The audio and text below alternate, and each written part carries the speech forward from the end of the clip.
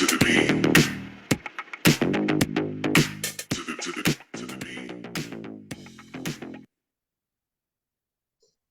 tardes.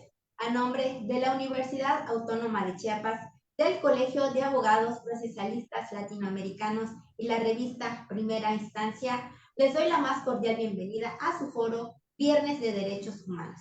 El día de hoy abordaremos un interesante tema intitulado Los principios que informan a la Convención Americana de Derechos Humanos, temática que abordará desde Argentina nuestro amigo y colega, el doctor Néstor Alejandro Illar, no sin antes darles a conocer una breve semblanza de su vida académica.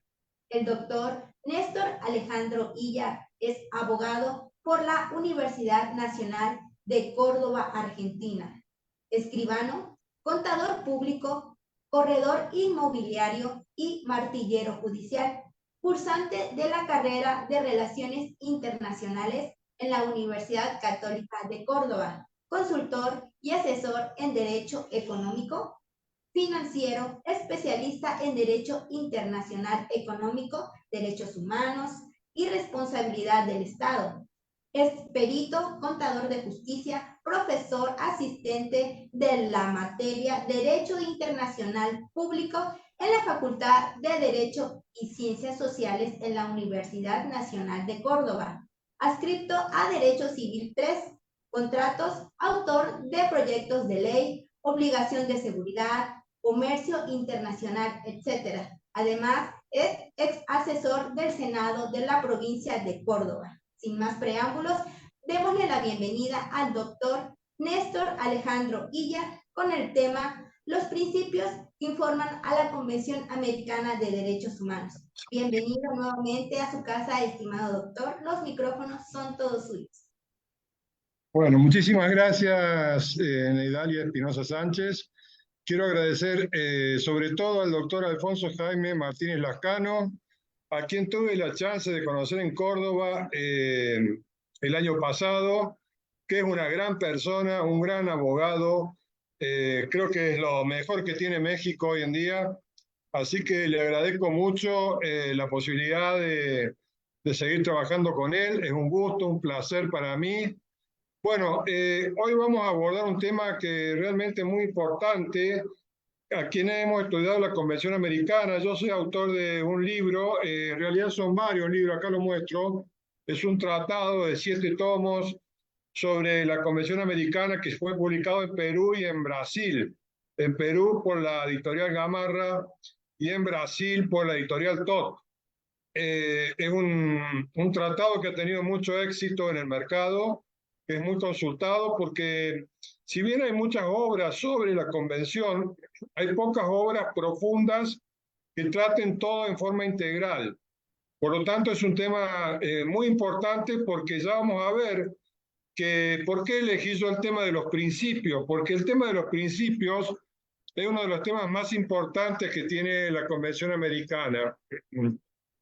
Porque son aquellos principios que son fuentes del derecho internacional, artículo 37 del Estatuto, ¿no es cierto?, de la Corte Internacional, que informan a la Convención. Es decir, cuando hay dudas, cuando hay algún problema de integración normativa, se aplican estos principios. Además, como dice Alexis, son mandatos de optimización del sistema. Estos principios, algunos están receptados en la Convención, por ejemplo, el artículo 29, y otros han sido determinados por la jurisprudencia y por la doctrina. Bueno, como como el tema de la clase es corto, ¿no es cierto?, vamos a afrontar los principios más importantes que informan a la Convención Americana, y le pido permiso entonces al doctor Lascano que voy a leer del tratado, el tomo 1 de Editorial Gamarra, que ahí están muy bien desarrollados. No voy a desarrollar todos porque son muy largos, pero sí los más importantes. Bueno, comencemos entonces. El primer principio que vamos a abordar es el principio de convencionalidad, presunción de legitimidad y autoejecutoriedad. El artículo 2 del pacto contiene este principio, aunque con alguna falencia en su redacción, cuando expresa: si del ejercicio de los derechos y libertades mencionados en el artículo 1 no estuviera garantizado por disposiciones legislativas o de otro carácter, los Estados partes se comprometen a adoptar con arreglo a sus procedimientos constitucionales y a las disposiciones de esta Convención las medidas legislativas o de otro carácter que fueran necesarios para hacer efectivos tales derechos y libertades. Quiero decirles que después estoy abierto a contestar todas las preguntas que ustedes quieran, por supuesto, porque lamentablemente el sistema interamericano es poco conocido en América. Lo dice este abogado, que es el abogado de Argentina que más causas lleva ganadas en la Comisión Interamericana de Derechos Humanos. Por lo tanto, es importante que los abogados estudien y aprendan cuáles son los principios que informan a la Convención. Estos son genéricos porque después cada artículo, cada derecho, digamos, en particular, tiene sus principios específicos. Bueno, la Corte Interamericana interpretó este artículo 2. El sistema mismo de la Convención está dirigido a reconocer derechos y libertades y no facultar a los Estados para hacerlo. Quiere decir que esto es obligatorio. Analógicamente, la Comisión Europea de Derechos Humanos, por su parte, determinó que las partes tienen la obligación de velar para que la legislación interna se conforme al Convenio Europeo de Derechos Humanos y adoptar eventualmente las medidas de adaptación que resulten necesarias, ya que el convenio se impone a todas las autoridades del Estado parte, incluido el Poder Legislativo. Gracias a este artículo 2, se pudo oportunamente dar origen a lo que se llama el control oficioso de convencionalidad. Hemos resaltado el término eventualmente, por cuanto revela que las medidas internas solo son necesarias cuando la norma internacional lo requiera, pero no en todos los casos. Es decir, cuando hay una norma internacional que es autoejecutiva, no hace falta ir a la legislación interna. La doctrina internacional en forma mayoritaria se ha pedido por la aplicación operativa inmediata de las normas contenidas en tratados de derechos humanos en el derecho interno, es decir, son normas operativas y gozan de legitimidad plena bajo el principio de convencionalidad, es decir, tienen supremacía que deriva del principio pacta sunt servanda y lo dispuesto por el artículo 27 de la Convención de Viena sobre Derechos de los Tratados. ¿Qué dice el 27? Dice que ninguna norma del derecho interno, incluidas las normas constitucionales, pueden dejar sin efecto las normas de los tratados internacionales. Y además se presume que son operativos, es decir, no son normas pragmáticas, son operativas.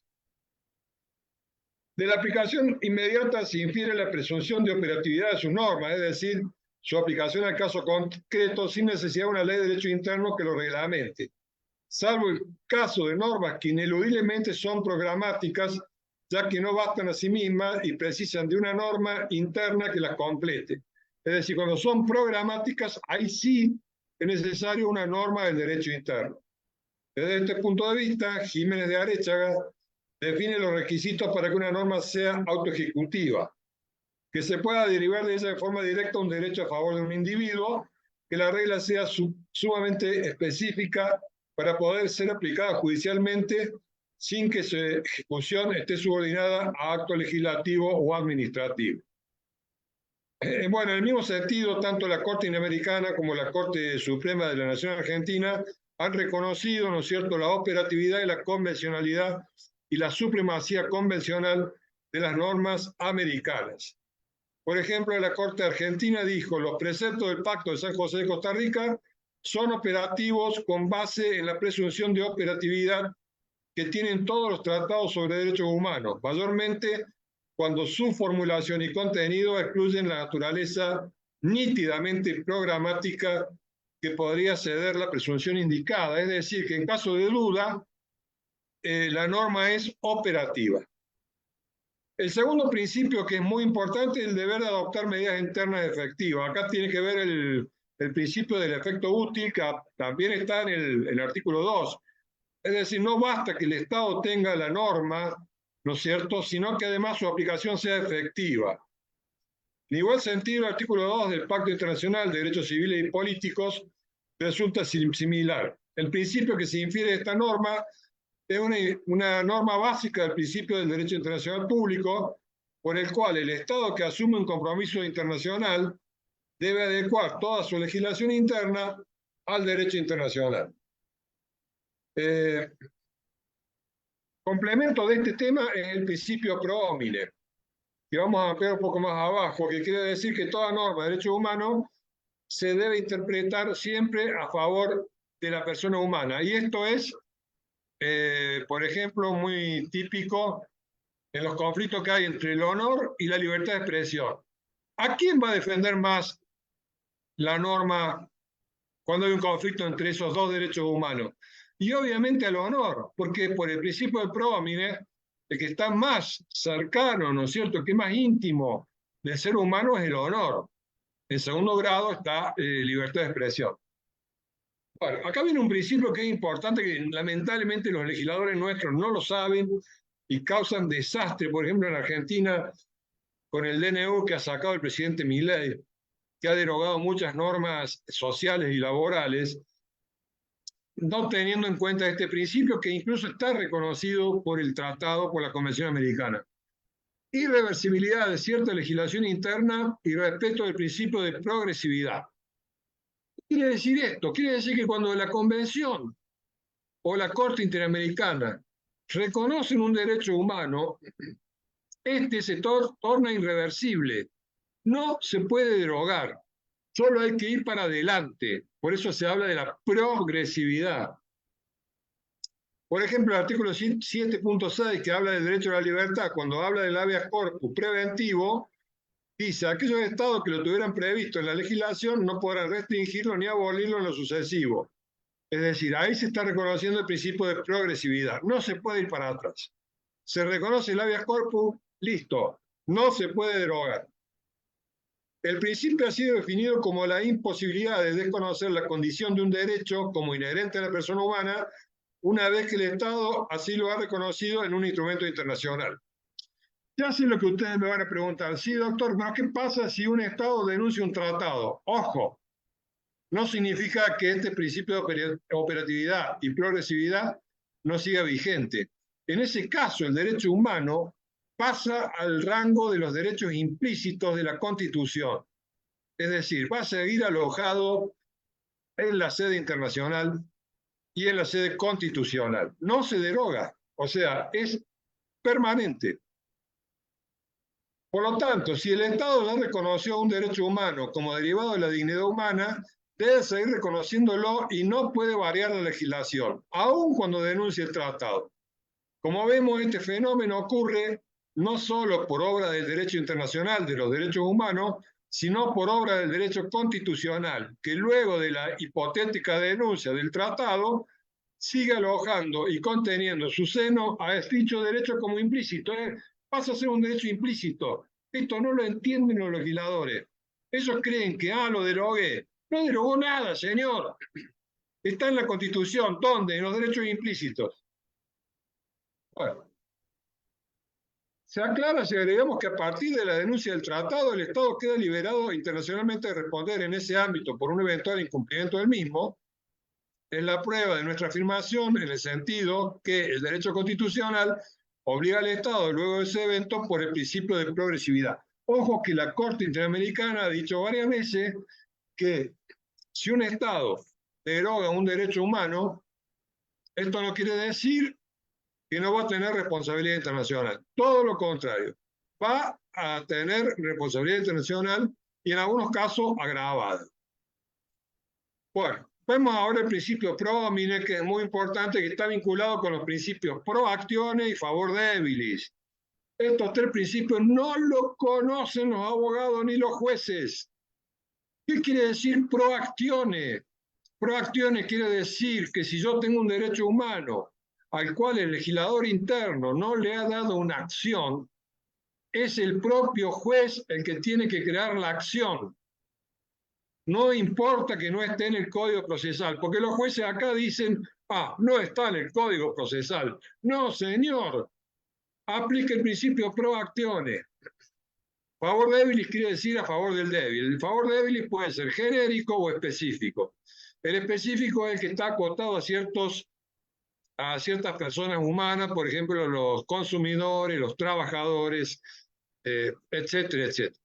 Bueno, el artículo 29 del pacto dice: ninguna disposición de la Convención puede ser interpretada en el sentido de permitir a alguno de los Estados partes, grupo o persona suprimir el goce y ejercicio de los derechos y libertades reconocidos en la Convención o limitarlos en la mayor medida que la prevista en ella.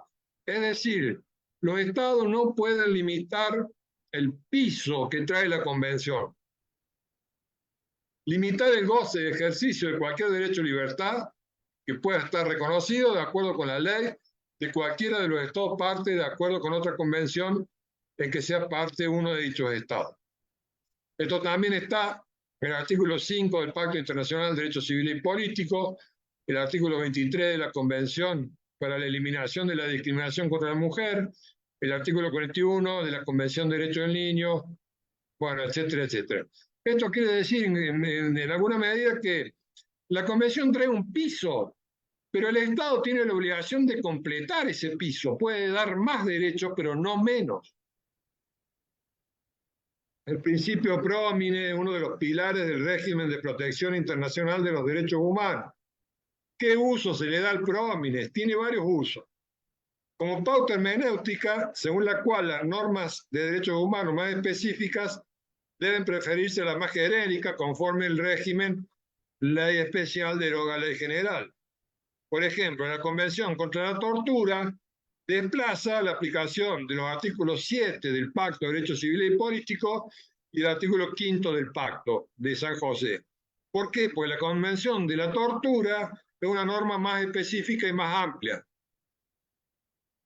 La Corte Interamericana ha remarcado la necesidad de interpretar e integrar cada norma de la Convención utilizando los principios yacentes o subyacentes o suprayacentes en otros instrumentos internacionales o en los propios ordenamientos internos, todos los cuales se encuentran en alguna medida incorporados a la Convención en virtud del artículo 29. Acá hay un problema que ha traído ríos de tinta y jurisprudencia encontrada, porque ¿cuál es el límite? Porque acá la Convención dice que hay que usar otros tratados. Por ejemplo, una tortura. ¿Puedo usar la Convención contra la tortura? Sí, claro. Pero, ¿cuál es el límite? Por ejemplo, una norma que resguarda un derecho laboral. ¿Puedo usar los principios de la OIT? Bueno, se los dejo a ustedes pensando, porque ahí están las dos bibliotecas. Algunos dicen que sí y otros dicen que no. Como límite a las restricciones legítimas a los derechos humanos, en el sentido que solo son admitidas las restricciones que se ordenan por ley, clara, precisa y determinada. Es decir, para restringir un derecho humano tiene que haber ley formal que dictada por el Congreso, ¿no es cierto? Y tiene que ser precisa, específica y predeterminada. Como límite a la suspensión del ejercicio de determinados derechos humanos, en virtud de este principio pro homine se acumula en cabeza del Estado todos los límites que surgen de las normas internacionales e internas en esta materia, es decir, las normas constitucionales que regulan el famoso estado de sitio. Fíjense lo que está pasando en Ecuador, que ha declarado la guerra al narcotráfico. Estado de sitio. ¿Hasta dónde llega el estado de sitio? Bueno, acá el artículo 29 le da pautas, ¿no? Es importante esto. O un estado de emergencia o un estado de excepción. Tiene que ser limitada en el tiempo y prohíbe la sentencia declarativa. Es decir, acá en Argentina, por ejemplo, durante 10 años hubo una situación de emergencia. Eso claramente era violatorio de la Convención Interamericana. ¿Por qué? Porque tiene que estar limitada.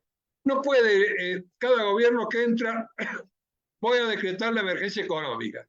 ¿Por qué? Porque así el Estado no paga. No, señor, no puede.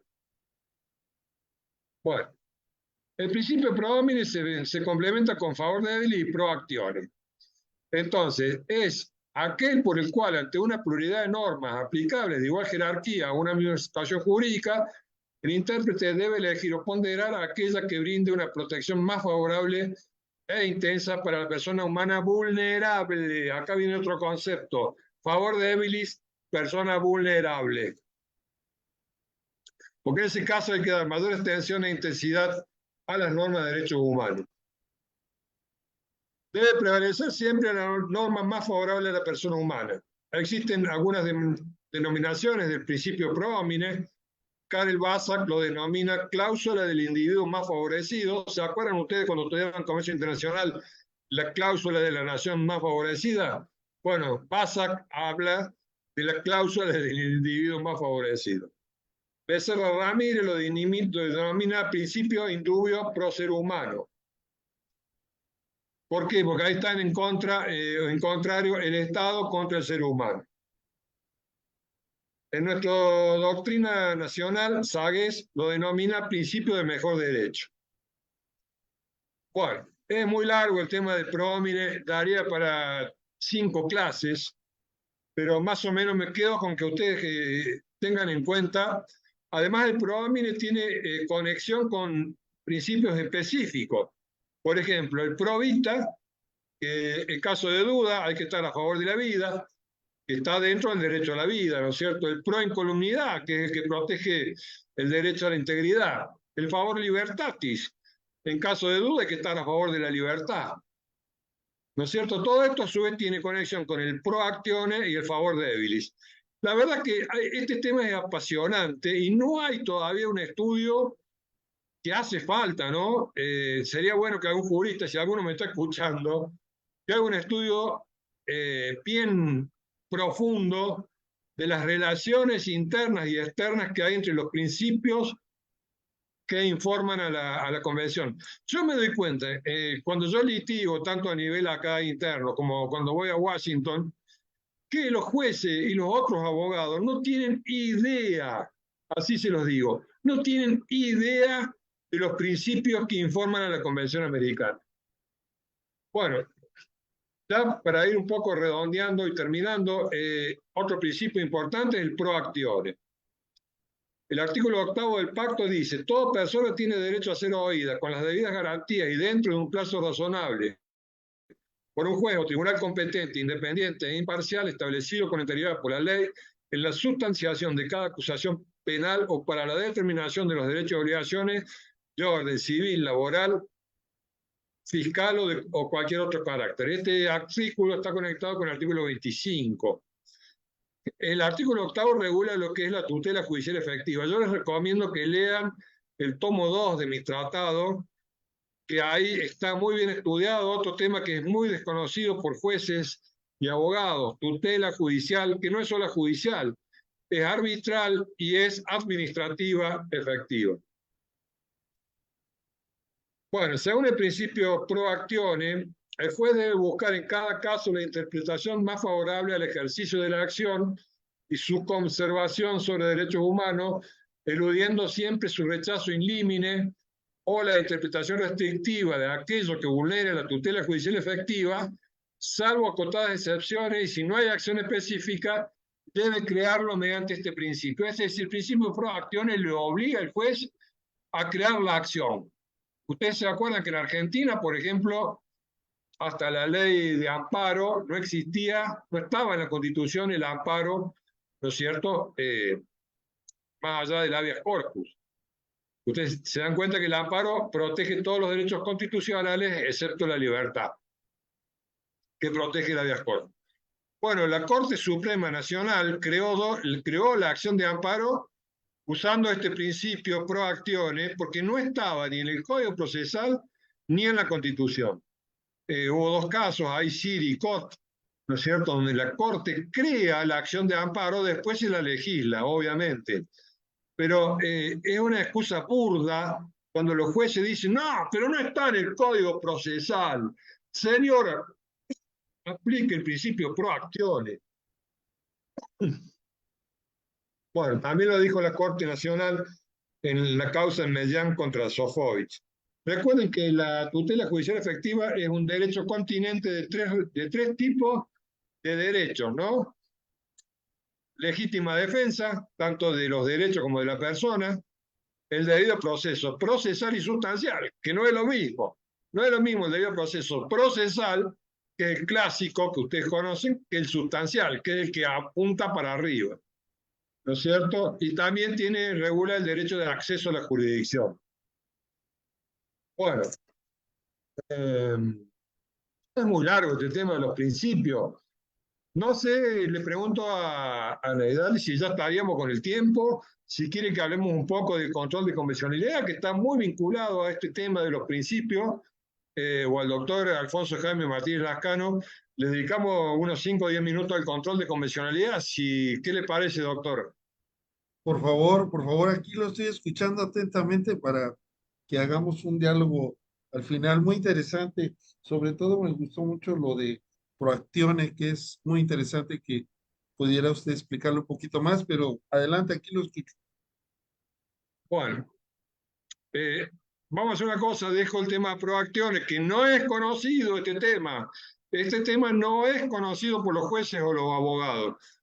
Les quiero contar algo del control de convencionalidad que está muy vinculado a los principios y al proacciones. Luego de realizar una descripción de los principios esenciales y valores, vemos el control de constitucionalidad y hago un análisis más acabado del control oficioso de convencionalidad, que este tema se lo debemos a un mexicano que lamentablemente ha fallecido hace poco. Ustedes ya saben, ¿no? García Ramírez.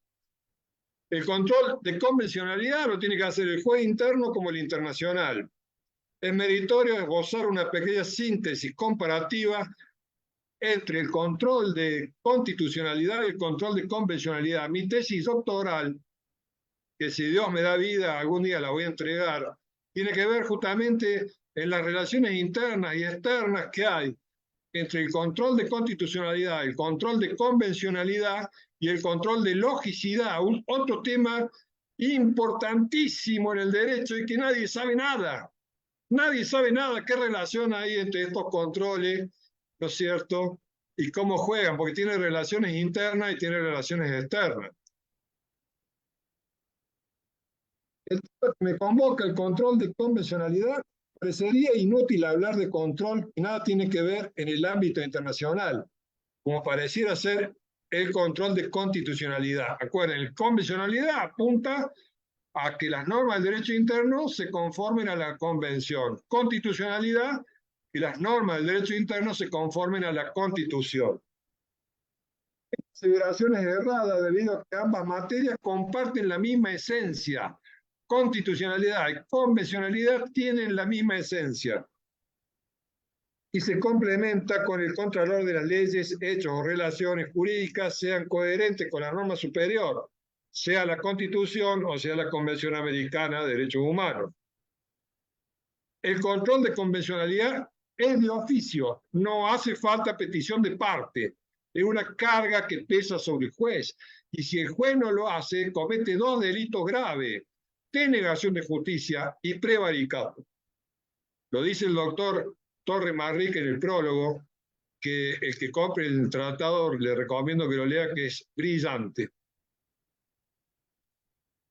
El control de convencionalidad, según algunos autores, como acá un miembro de la Corte, que es constitucionalista, que es Rosati, dice que es parte del control de constitucionalidad. Para mí no, para mí son dos controles independientes.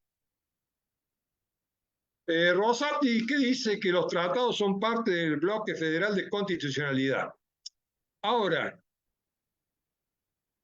hay normas de la Convención o normas que son reconocidas por la Corte Interamericana, que no están en la Convención Americana. Por lo tanto, es un control que es absolutamente más que independiente, autónomo. Yo puedo plantear, por ejemplo, un control de convencionalidad y la norma a lo mejor no está, pero surge, por ejemplo, de la jurisprudencia de la Corte Interamericana. Por ejemplo, el derecho a la vida digna. Si ustedes leen la convención, no sale en ningún lado el derecho a la vida digna. Pero si leen la causa de Villagrán Morales versus Guatemala, ahí van a ver que existe el derecho a la vida digna. Actualmente nos encontramos en un mundo globalizado en el cual la clásica soberanía estatal viene relativizada en aras de cada vez un multilateralismo y cooperación internacional más profunda, donde la responsabilidad internacional objetiva del Estado, esto téngalo presente. Yo cada vez que le planteo a un juez, señor, responsabilidad del Estado internacional, ¿cómo es? Objetiva. ¿Qué quiere decir? No Hay que tomar en cuenta la culpa o el dolo del funcionario, señor. Señor juez, es objetiva. Cada vez esto es más relevante, en especial los bienes jurídicos esenciales de la comunidad internacional, como los derechos humanos. ¿No es cierto? ¿Y cuál sería una de las consecuencias del control de convencionalidad? Anular la norma del derecho interno que se opone a la Convención Americana de los Derechos Humanos. La causa de la defensa del Estado de Derecho y la protección de los derechos humanos fundamentales mediante normas imperativas ha devenido un patrimonio común de la comunidad jurídica internacional. Fíjense los cambios que estamos viendo. Ustedes saben que Suiza, por ejemplo, fue neutral en las dos guerras mundiales. Sin embargo, ahora en la guerra entre Ucrania y Rusia, Suiza se ha alineado al lado de Ucrania. Son cambios enormes que hay. No es la comunidad internacional actual la misma de hace 30 años atrás.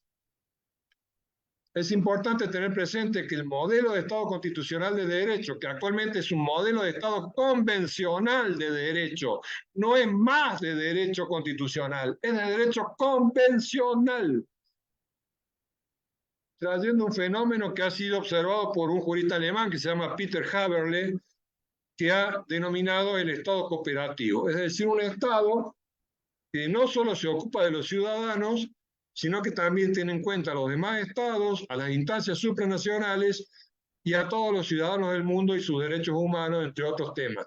Fíjense, por ejemplo, todas las guerras que estamos viviendo, todos los problemas jurídicos internacionales que hay a causa de estas guerras. Vayan a la Corte Internacional de Justicia y van a ver ahí, Sudáfrica contra Israel. Bueno, no quiero entrar en las causas que hay contra Rusia, contra Venezuela, en la Corte Penal Internacional. Bueno, no quiero ahondar porque estaríamos 5 horas. El control oficioso de convencionalidad, como vimos, es producto de una corriente jurisprudencial. Y acá hay que agradecerle mucho a México, doctor Martínez Lascano, gracias México. Recuerden que los fallos de la Corte Interamericana tienen efectos vinculantes, como lo dijo en el Monarcía Arellano contra Chile, trabajadores cesados del Congreso contra Perú, la Cantuta contra Perú, Boyce y otros contra Barbados. Fíjense lo que ha pasado hace poco con el presidente Fujimori. La Corte Constitucional de Perú lo libera y la Corte Interamericana le dice, no, señor, vuelva a la cárcel. ¿Se dan cuenta ustedes?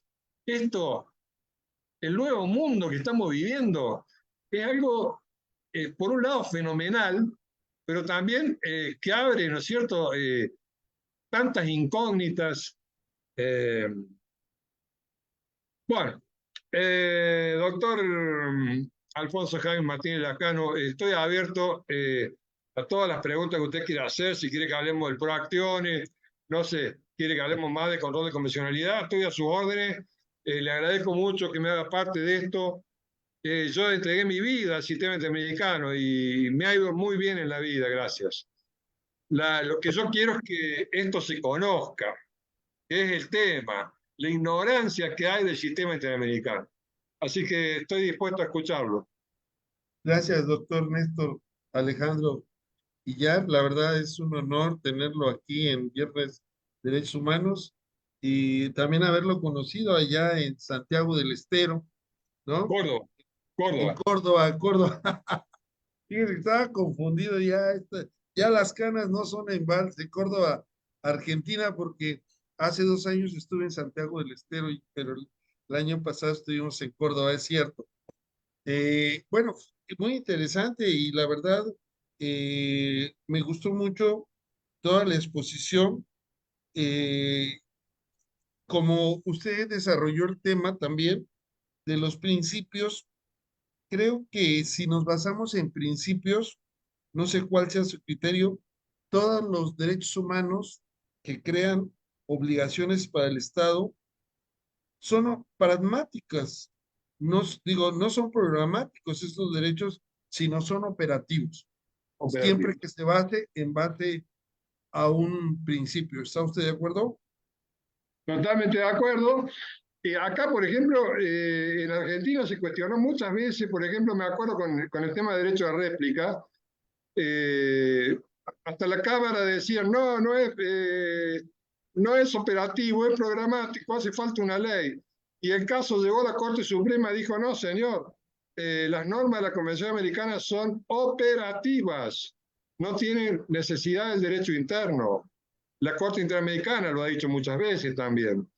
Pero, Eh, pero no solamente no tienen necesidad del derecho interno, sino a través de estas normas que son de aplicación directa, como usted bien lo dijo, si hay algún obstáculo normativo por el principio que usted mencionó, el principio útil, estas normas nacionales deben dar paso a las normas convencionales. ¿Es así? Totalmente. El principio del efecto útil está en el artículo 2, cuando habla de la efectividad. Al final, usted lee el artículo 2 y dice, tienen que ser efectivas las normas. Eh, lo que pasa es que en determinadas normas del derecho interno hay que ejercer un control de convencionalidad.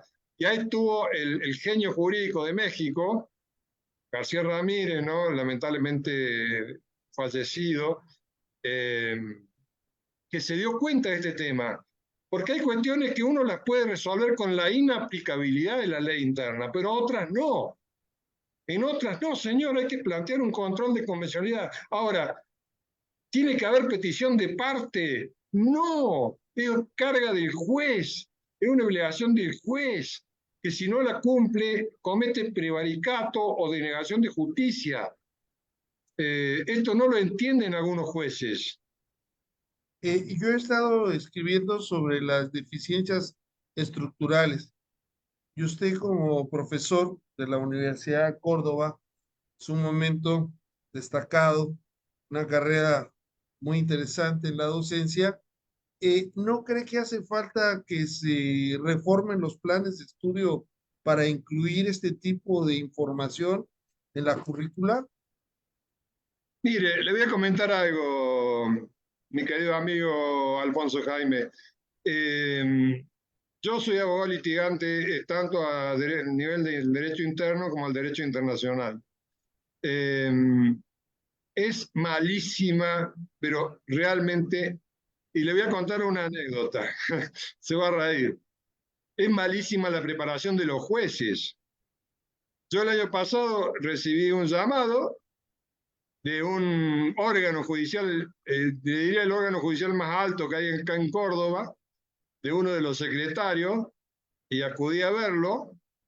Me dice, doctor, por favor, no plantee tanto el sistema interamericano, dice, porque nos va a hacer quedar mal. Y le digo, no es culpa mía, le digo, tienen que estudiar, señor. Es evidente el déficit enorme, no solamente de jueces, también de abogados. No tienen idea de lo que es el sistema interamericano. Eh, y por eso las enormes condenas que hay, ¿no? Que los estados después se lamentan, no, fíjese en Bulacio contra Argentina, $600.000. Podrían haber hecho mejor las cosas, porque ese monto lo pagan todos los ciudadanos del país. Y así hay casos peores todavía. No sé, coincido con que la currícula, lo que se enseña en la facultad es malo, es poco y es malo.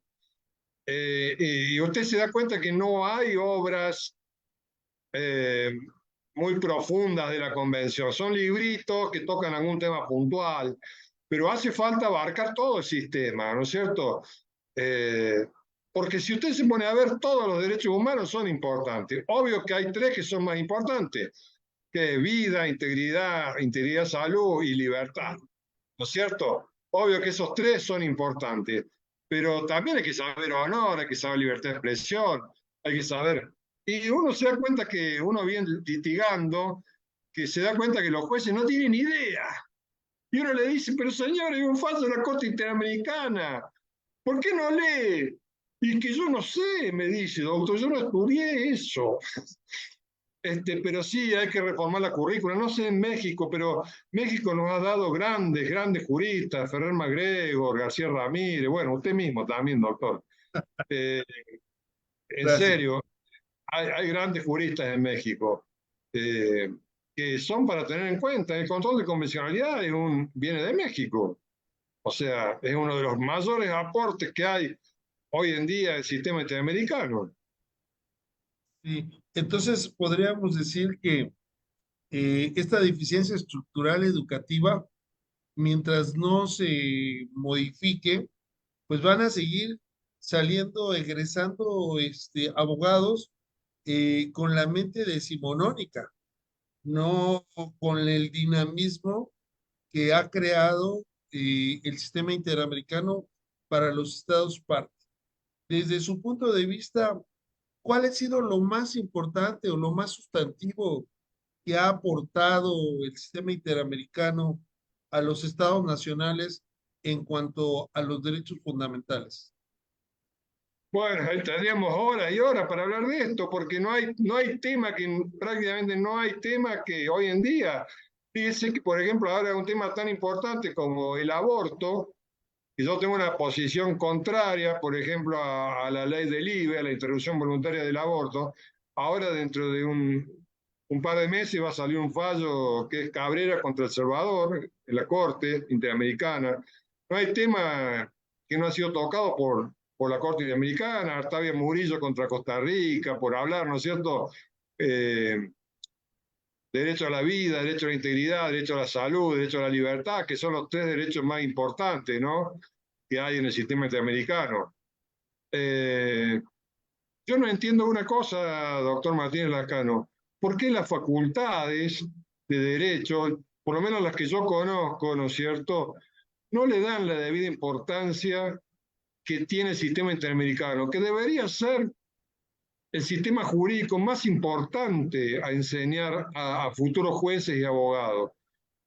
No le dan la importancia. Uno lo ve, yo me acuerdo en la materia que yo dictaba, que era Derecho Internacional Público, había una sola bolilla, y yo me cansé de decirle al titular, ¿por qué no ponen aunque sea 3 bolillas? Yo igual a mis alumnos, y eso me lo reconocen varios, les daba 4 o 5 clases, porque yo quería que mis alumnos enseñaran, aprendieran, ¿no es cierto? Y después, obviamente, enseñaran lo que es el sistema interamericano. Pero no se le da importancia, se lo toca así de por arribita, y después vienen los lamentos de los estados, ¿no? Ah, mire este abogado, le ganó la causa al Estado y ahora tenemos que pagar millones. Y bueno, señor, ¿por qué no se preocupó de formar bien a los jueces, de formar bien al Estado? Eh, Pasa por ahí, pero no sé si usted concuerda, doctor Martínez Lascano, usted que es brillante, que Completamente, no se le completamente da con usted. importancia. No De se le da hecho, me está usted dando muchas ideas, así que muchas gracias. Por ejemplo, ya ve que está el principio de la garantía de no repetición, que es muy importante. Muchas de las sentencias de la Corte Interamericana condenan a los estados a darle capacitación a los agentes, a la policía, a los fiscales, a los jueces, pero ¿no será que la Corte debería también exigirle a los estados que en la currícula, y sobre todo que los estados dentro de su derecho, sí, aunque es su derecho, pero vamos a hacer una distinción, pues tienen la obligación de proteger y garantizar los derechos fundamentales? Entonces yo creo que podríamos, usted y yo y otros colegas, emitir una sentencia de un tribunal virtual en donde nosotros seamos los jueces y condenemos a nuestros estados a que cambien e integren en sus programas esta información. Por ejemplo, ya ve que todos los años la Corte Interamericana y la Comisión emiten un informe anual, pero pasa desapercibido por sí, los sí, foros de abogados, ¿no? no los leen. No se analiza, no se estudia, ¿no? A pesar de que hay sentencias y, por lo tanto, obligaciones, sobre todo para los 20 estados que aceptan la jurisdicción de la Corte Interamericana. Entonces, Desde esa perspectiva, creo que ahí las universidades deberían de tomar la iniciativa, ¿no? De pensar en, en construir o crear, aunque está mal dicho los conceptos, pero abogados del siglo XXI, con los parámetros interamericanos. Y no es que uno sea malinchista, aquí le llamamos malinchista al que prefiere lo del exterior a lo del nacional, sino que hay que reconocer que estos parámetros son superiores a los nacionales y que en última instancia benefician a las personas sin distinción alguna. ¿Está usted de acuerdo? Totalmente, pero le quería decir una cosa, doctor Martínez Lascano. Fíjese la importancia que tiene la Corte Interamericana, que puede ordenar que un Estado derogue una ley o que saque una ley, como por ejemplo acá en Argentina con el caso Kimmel, la Corte le ordenó al Estado modifique el Código Penal. Tuvo que modificar el Código Penal en el tema de las calumnias e injurias. Fíjese lo importante, digamos, la fuerza que tiene la Corte Interamericana. Y como por supuesto, yo lo trato, todo este tema de ¿Qué cese, ¿no es caso, cierto? qué caso dijo, perdón? Caso Kimmel. Kimmel. Kimmel contra Argentina, le obligó al Estado, señor, debe cambiar el Código Penal. Y lo hizo el Estado, cambió el Código Penal. Cambió Sí, el Código Penal. porque mire, aquí el tema que usted toca es muy importante. Ahorita México está en un proceso electoral y muchos periodistas pues critican a los políticos de buena o malas intenciones, ¿verdad? Pero en algunas entidades, en algunas provincias de México, todavía la calumnia y la difamación sigue siendo un tipo penal. Claro, pero Eh, la en- Corte Interamericana dijo que no, no puede ir a exacto, prisión, no ¿sí? puede ir a prisión, solo multa, Sí, solo multa. Lo dijo en exacto. Kim, después lo dijo en otro fallo. Pero Entonces, ahí es donde, por ejemplo, todavía ese caso que menciona usted de Kilmer no aterriza en los otros países. Y cada fallo tiene un efecto expansivo, vamos a llamarle así, porque todos los países deberían estar atentos a lo que señala la Corte Interamericana, porque como usted bien lo dijo, el artículo segundo es realmente importantísimo. Yo podría decir que es el corazón porque obliga a adecuar, ¿no? A adoptar el sistema nacional al sistema interamericano. Y como usted también ya lo dijo, desde el Tratado de Viena sobre Tratados de 1969, pues ya te había resuelto una jerarquía entre las normas constitucionales o nacionales y los tratados internacionales. Creo, sin embargo, que hay muchas discusiones todavía que ya no deberían darse, como hablar de jerarquías entre las disposiciones jurídicas, porque usted también lo mencionó, el principio pro homine. es fundamental, pero mire, es Sí, fundamental. sí, si la norma argentina protege mayor que la norma, que la convención, pues hay que aplicar la norma argentina. O sea, Total. no se trata de un partido de fútbol, ¿verdad? No, pero incluso, ¿sabe lo que la Corte Interamericana dio más lejos? Y dijo, si un Estado reconoce en mayor medida un derecho de la Convención, ese reconocimiento pasa a tener a nivel convencional. Fíjese lo que ha dicho. Es tremendo eso, tremendo.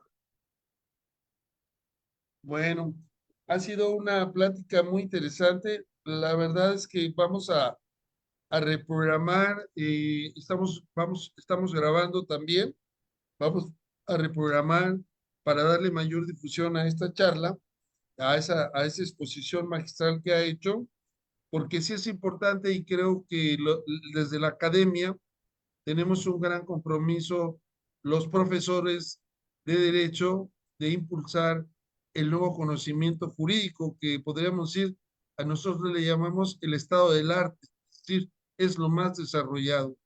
¿Alguna conclusión final, estimado doctor? No, yo simplemente, no sé, yo pienso que esto es para un curso, ¿no es cierto?, que está usted dirigiendo, doctor Martínez Lascano, ¿no es cierto? Sí, sí. Yo Fí- Fíjense quiero que, invitar, perdón que lo interrumpa, fíjese que ahora me ha dado usted muchas ideas, de veras, porque estamos haciendo un postdoctorado en derechos humanos, pero yo creo que lo vamos a hacer en el sistema interamericano y desde luego lo vamos a invitar a usted para que colabore y contribuya con su sabio conocimiento para promover este tipo de derechos, de este tipo de conocimiento, que la información se transforme en conocimiento. me parece malo. No, yo quería decir simplemente que quiero invitar a algún participante a que tome nota de que no hay ningún estudio serio y profundo sobre los principios que informan a la Convención y hace falta un estudio. Es un tema re importante, re importante.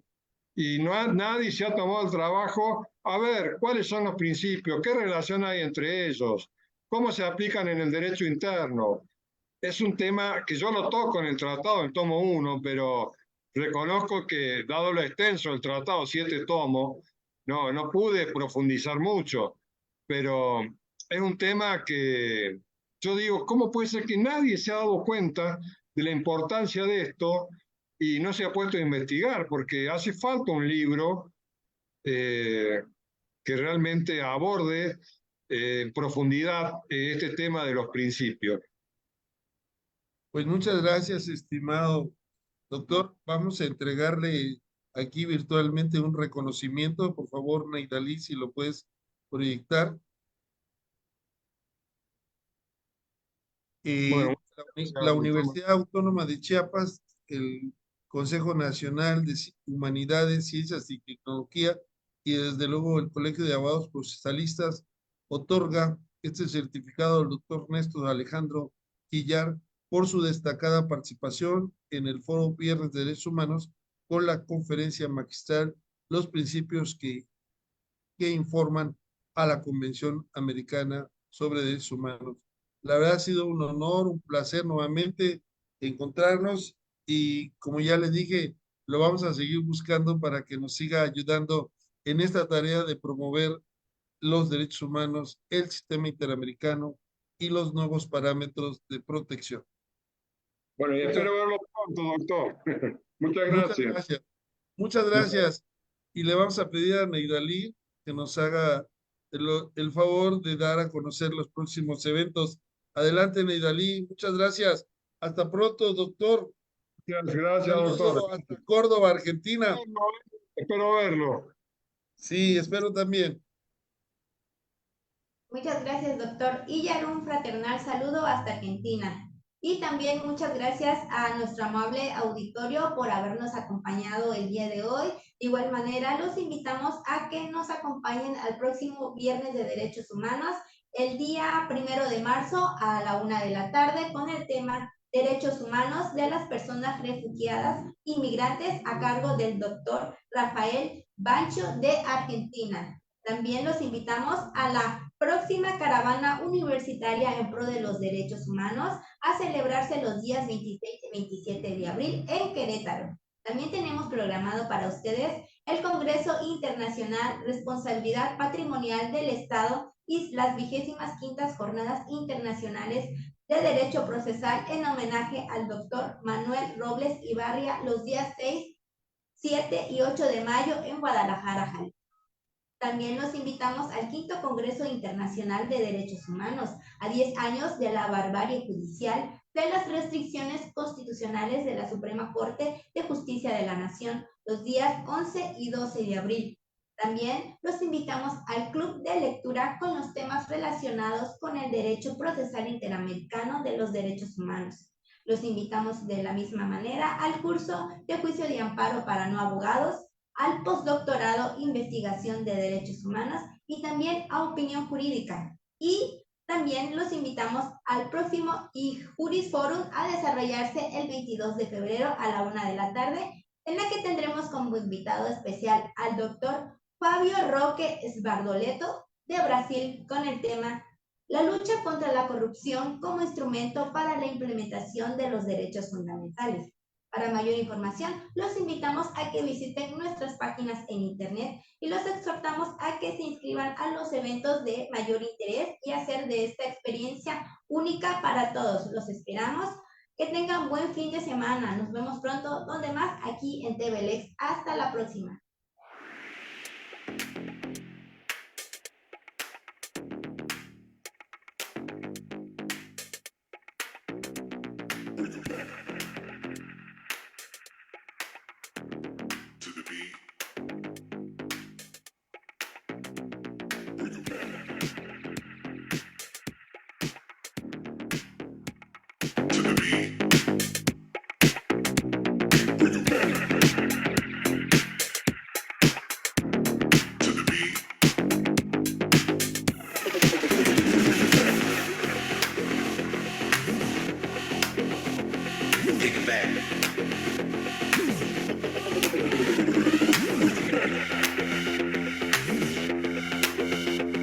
Take it back.